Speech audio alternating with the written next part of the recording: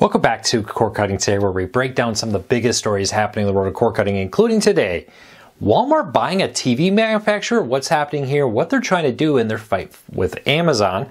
Vidgo is finally fully shutting down, but they're not dead yet. They say there's still hope they'll relaunch this live TV streaming service that hasn't been working the way it should for months. We'll tell you everything happening there. And Comcast is rolling out a new modem that will allow faster speeds, better Wi-Fi, and other cool features. We'll tell you all these stories and more in a few seconds.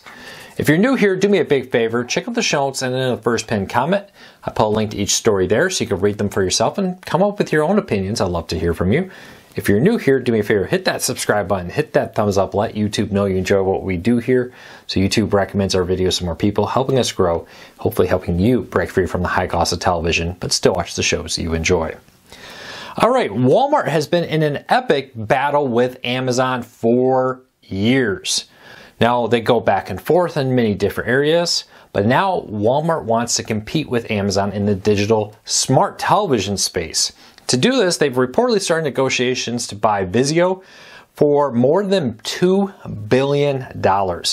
This deal is reportedly targeting two main things here: to take over the advertising space in those televisions and be able to compete with Amazon in the advertising realm digitally, but also to take Vizio's free ad-supported streaming service and use it with its Paramount Plus server, or Paramount Plus. They offer Paramount Plus, Walmart Plus, to help compete against Amazon. Now, I often speculate they would do this with Roku, but Roku would probably be about an additional $10 billion to make that happen.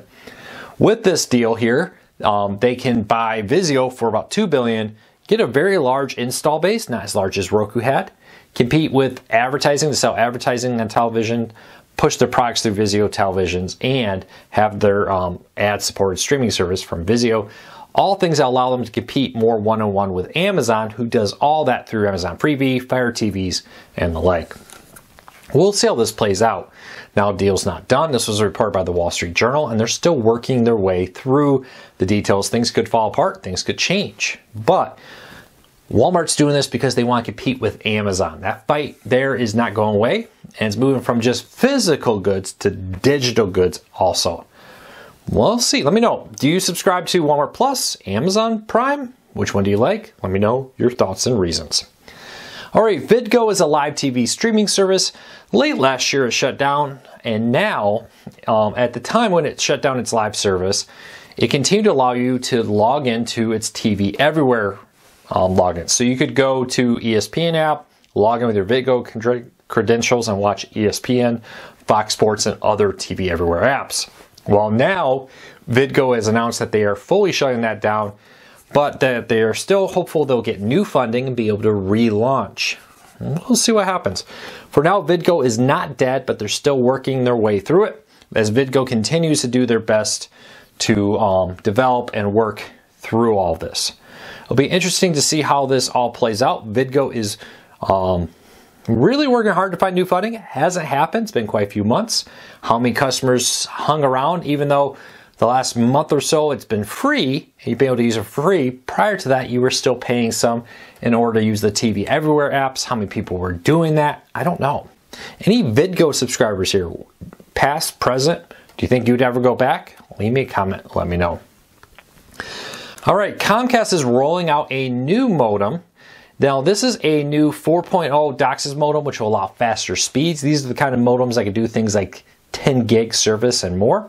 But also with Wi-Fi 7 standard, the newest, most powerful standard out there for faster Wi-Fi than ever before with this. Still true, though, plugging in through Ethernet's faster, but Wi-Fi 7 is a huge improvement with this. And with DOCSIS 4.0, it will utilize technical tricks and some fiber to greatly boost the speed of Comcast Internet versus traditional Comcast Internet. So faster speeds, better Wi-Fi. This new modem is starting to roll out in different markets. We'll keep a close eye on it. But Spectrum has also announced new modems and other features. Now Comcast is trying to leapfrog them with this too. It's one of the ways they're also fighting against 5G home internet, right?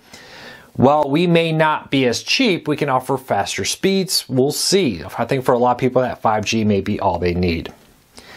All right, if you're on Facebook, you may have been concerned the growing amount of AI-generated images.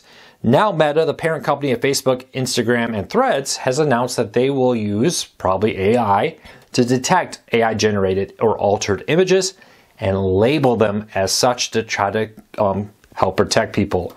Now, we've seen this in cord cutting. We've seen people use fakely generated images to wrongly claim things like price hikes or different scams through emails to target people. So I like the idea that they're cracking down on this.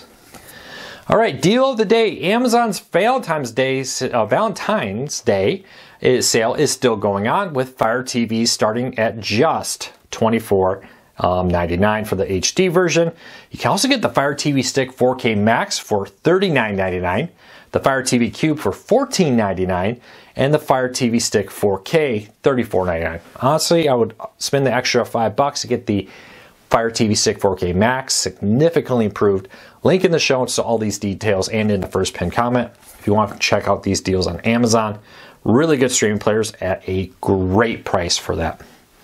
All right, Cineverse, which is a free ad-supported streaming service out there, one of the largest, I don't think gets enough attention in what they do, has announced a partnership with Google to launch an AI-powered search tool and a virtual assistant / advisor as you try to pick out content. This new AI advisor named Ava will help you through your past watch history from what also you tell it you want to watch, suggest movies and television shows that they have to try to make that always issue when it comes to streaming of finding what to watch a little bit easier. If you know what you want to watch, great, but if you're just browsing, they're hoping this new AI-powered assistant called Ava will make that even easier. I predict AI-powered assistants will become bigger and bigger using your past watch history and what you tell it you're thinking you may want to watch right now to generate custom recommendations for you. Look for that to become more powerful, but Cineverse is rolling that out right now. All right, and also they're not the only. I think Tubi and others have also announced similar projects. All right, if you live in Canada, I know we have a lot of Canadian viewers as you're often our second most popular location to watch these videos. Well, there's some good news for you. Bell cable TV services up there had pushed back against a new law that would require them, require Bell Canada to allow third-party companies to sell internet over their fiber backbone. They were objecting. They didn't want third-party companies to bring competition using the Bell's Canada's fiber backnet. Well, that was struck down, and now Bell must allow third-party companies to compete with them in their markets using some of their own infrastructure. So great news for competition, bad news for Bell Canada, and hello to all of our Canadian viewers. Let me know, are you from Canada? I want to hear from you. If you're outside the United States, let me hear from you. If you're located in the United States, tell me where. I'd love to know where you are watching. All right, next up, Spectrum. Cable needs to renew some major TV contracts. Spectrum this spring needs to renew both Bally Sports and Paramount-owned channels. If they fail to do that, they could face a potential blackout for networks like Nickelodeon and others. Also, Spectrum needs to renew Bally Sports' contract.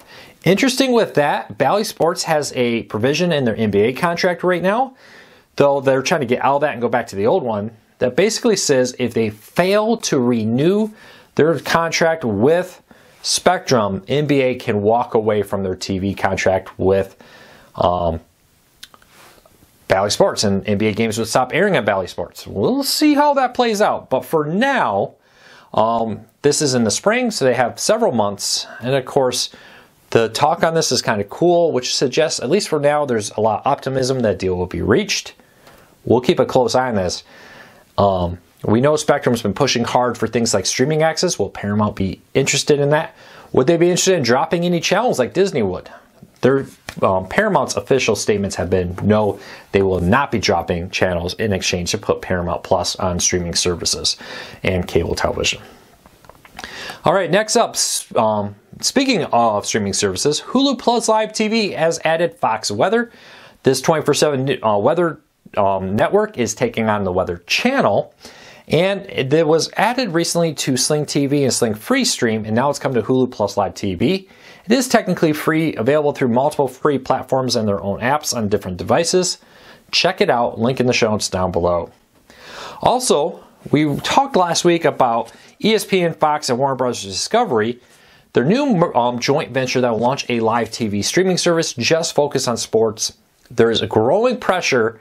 I wouldn't be surprised if cable companies are behind this, but to get the Department of Justice to review this potential merger as maybe illegal?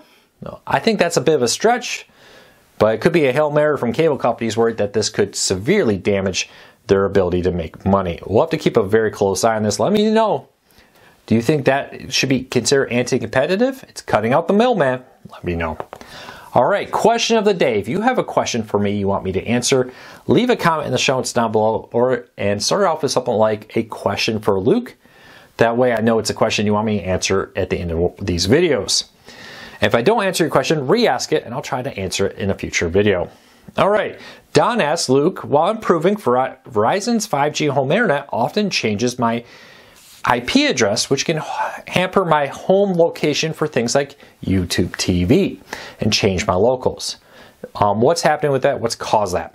So one of the big problems with 5G home internet is, especially if you live on the very border of a town, like if you're on a border of TV markets. Let's say I used to live halfway between like Austin, not quite halfway, but in the middle of TV markets of Dallas and Austin, Texas. And because of that, when DirecTV Stream first launched, I actually got 3 markets. I got my local, Waco, which is what I should have been getting. I got Dallas and I got Austin. They fixed that after a while. But because your IP address can be varied wildly with these 5G services, if you're on a peripheral of one of those markets, it's not uncommon for you to get locals. For example, instead of out of Waco, I would get it out of Dallas, or I would get it out of Austin if I happen to live closer to one or the other. And that's because it's connecting like it's a cell phone, and sometimes towers just basically wipe everybody off, readjust, and then reconnect to everybody and reassign everybody IP addresses. I'm sure there's some technical things they could do in the future to address that, but it's a common issue. And that one common issue is the one reason why Hulu Plus Live TV does not work with 5G home internet. Verizon's 5G home internet does work with YouTube TV, Sling, Fubo, and others though. Just keep that in mind. But yes, you are subject to the whims of the tower location of where they kind of peg that, which can result in you getting the wrong locals, especially if you live on a rough area.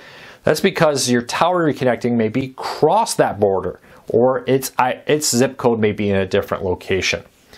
But I think for the most people that I know that have 5G home internet, that's not an issue. It affects a small number of people, mostly people who live in areas close to a border area where they're kind of maybe close to this market and that market. I hope that answered your question. If you did, let me know. I hope everybody here has a fantastic day. I'll be back again real soon with another video.